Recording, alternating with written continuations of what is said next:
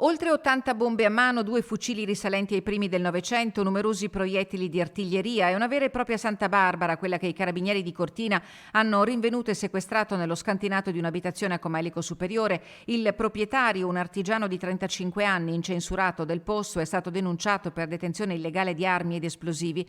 L'operazione condotta dai militari dell'Arma ha consentito di accertare che il materiale bellico riconducibile alla Grande Guerra potrebbe essere stato collezionato anche grazie a una pericolosa attività clandestina di metal detecting. Durante il medesimo servizio i carabinieri hanno sequestrato una pistola detenuta da altro soggetto che aveva trasferito il luogo di custodia dell'arma senza darne comunicazione all'autorità come previsto dalla legge. Tutto il materiale sequestrato, alcuni esemplari in pessimo stato di conservazione, è stato messo in sicurezza grazie al supporto del nucleo artificieri dell'arma e dell'unità cinofila per la ricerca di esplosivi. I carabinieri escludono che l'anomala colorazione delle acque del Piave degli ultimi giorni a San Pietro di Cadore sia da ricondurre all'operazione condotta nelle scorse settimane.